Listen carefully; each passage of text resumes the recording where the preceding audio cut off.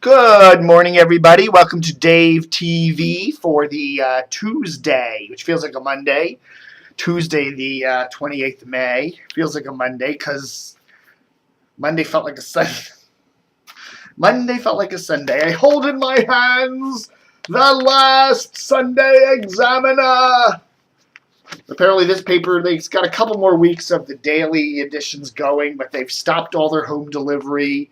And I guess this was supposed to be the last. I don't know if this is the last Examiner for Sunday ever, or it's the last one that's going to be delivered to the homes. Today is the last little thing here. Today is the last day you will receive a home-delivered edition of the Washington Examiner.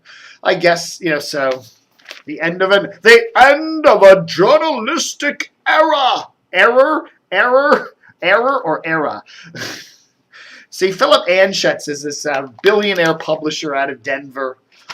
And, he kind of wants to be a big wig in Washington. He's kind of right-leaning. So what do? You buy your way in, right?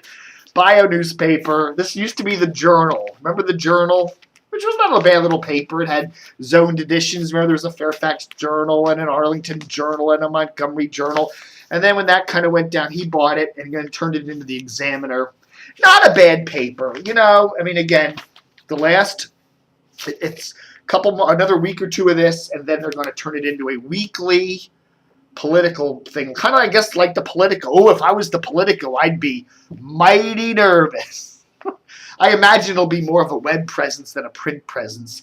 But, like the Politico, it'll be a print presence on Capitol Hill, which is its own little journalistic community, weird little, wacky little journalistic community that really nobody much cares about other than a couple people that work on Capitol Hill. But anyhow, this may be the last Sunday Examiner.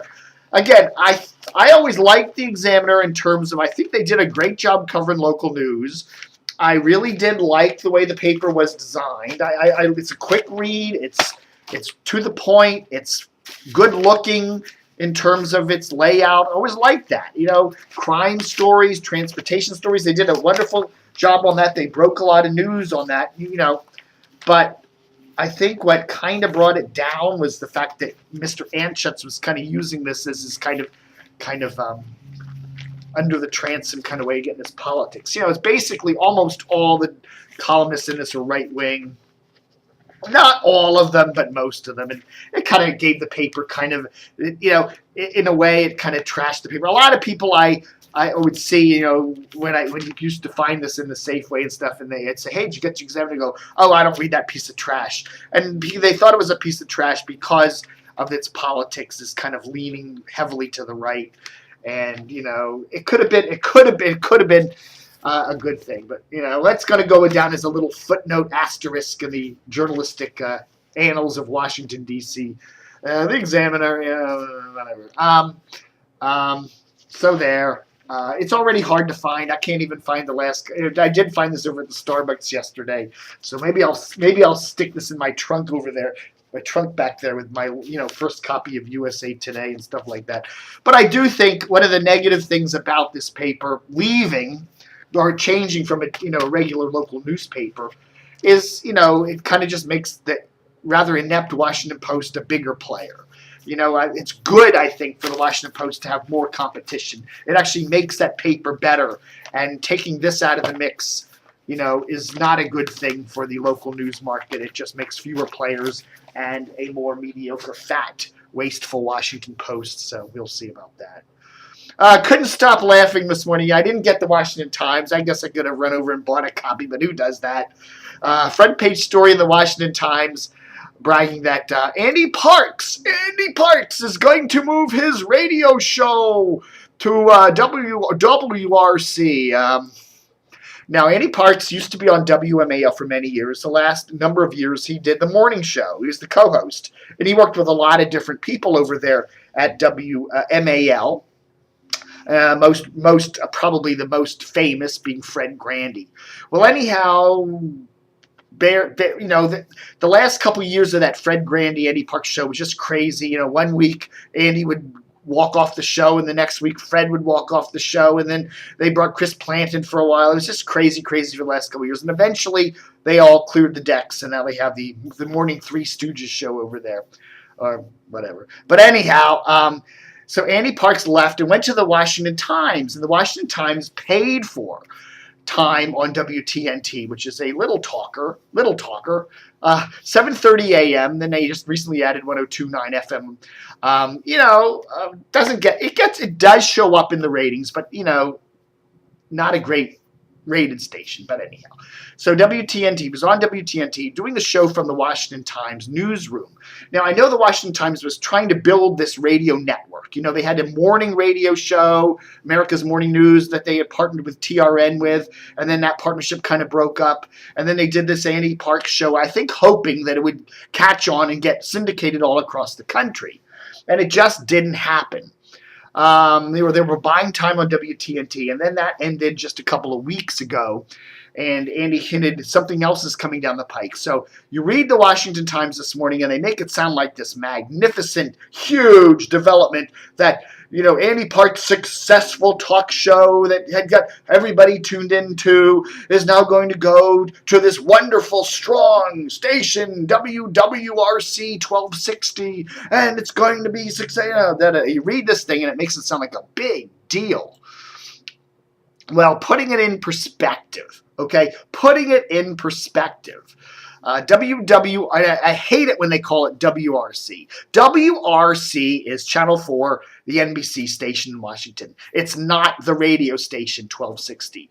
WRC is WWRC. Now, why NBC let them bastardize the calls like that? I mean, the WWRC calls have been around for a while. I think Clear Channel used to own them on several frequencies, but why NBC wouldn't say, we don't want you using the WWRC calls when there's WRC television? It's confusing. It makes it sound like somehow the radio station is affiliated with NBC4, and it isn't.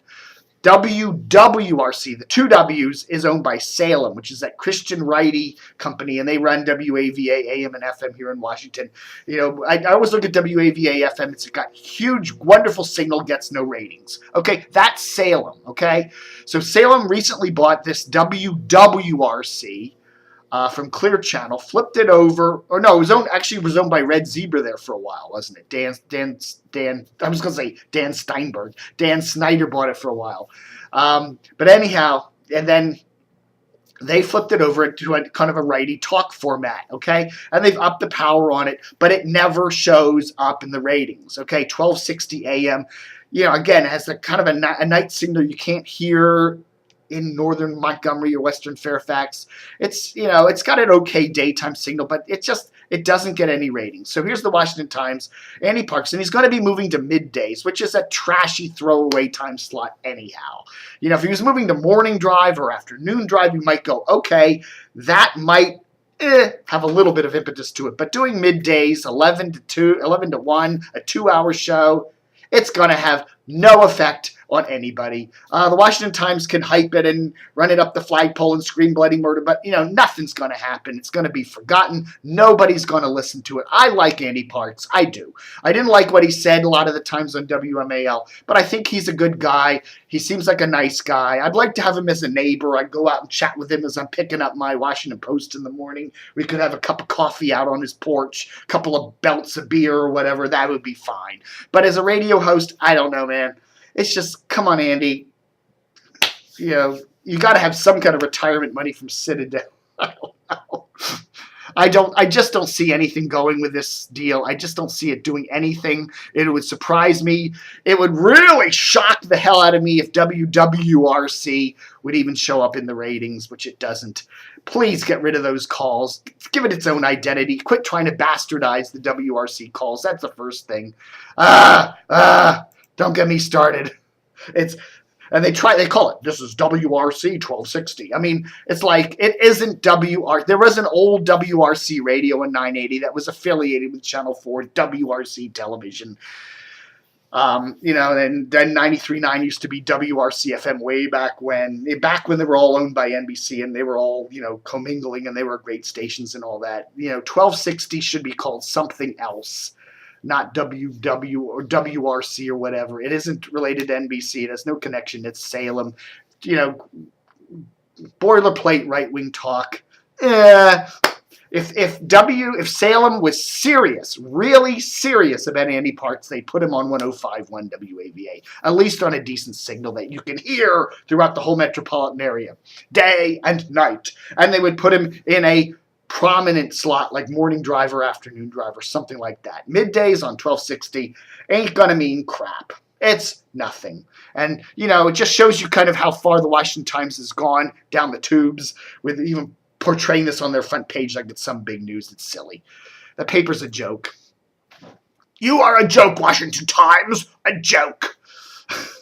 But I guess they're hoping that maybe, you know, Andy Parks' 11 to 1 show, which is an odd time slot. It's not even the quarter chunk like 9 to 12 or 12 to 3. They think somehow that's going to get some sort of national traction. Well, the other show didn't. And I doubt this one will either. But I like Andy. Good luck, Andy. Keeps him. I guess it keeps him busy. You know, keeps him off the farm up there in Carroll County, as we so speakedly say. All right, folks. I hope you had a great Memorial Day weekend. I did. Had a lot of fun. Great weather. Now comes the heat and humidity, and it's going to get hot. Don't forget to help support WRC-TV. I really mean it. We're in our spring fundraiser. That's our big fundraiser of the year. We still got some money to raise. We, you know, we do have advertisers if they pay us. Some of them pay us, some of them don't.